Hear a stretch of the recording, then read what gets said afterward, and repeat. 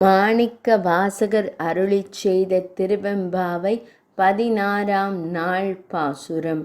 முன்னிக் கடலை சுருக்கி எழுந்துடையாள் என்னத் திகழ்ந்து எம்மை ஆளுடையாள் மின்னிப் பொலிந்து எம்பிராட்டி திருவடிமேல் பொன்னம் சிலம்பின் சிலம்பித் திருப்புருவம் என்னச் சிலை குலவி நந்தம்மை ஆளுடையாள் தன்னில் பிரிவிலா எம் கோமான் அன்பர்க்கு முன்னியவள் நமக்கு முன்சுரக்கும் இன்னருளே என்ன பொழியாய் மலையேலூர் எம்பாவாய்.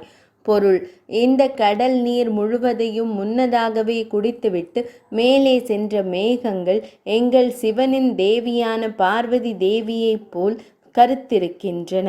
எங்களை ஆளும் அந்த ஈஸ்வரியின் சிற்றெடை போல் மின்னல் வெட்டுகிறது.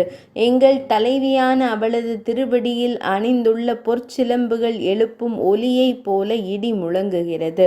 அவளது புருவம் போல் வான் அளவில் முளைக்கிறது. நம்மை ஆட்கொண்டவளும் எங்கள் இறைவனாகிய சிவனை விட்டு பிரியாதவளுமான அந்த தேவி தன் கணவரை வணங்கும் பக்தர்களுக்கு சுரக்கின்ற அருளைப் போல மழையே நீ விடாமல் பொழிவாயாக. விளக்கம்: ஆன்மீகமும் அறிவியலும் ஒன்றுக்கொன்று இணைந்தது என்பதற்கு எடுத்துக்காட்டு இந்த பாடல்.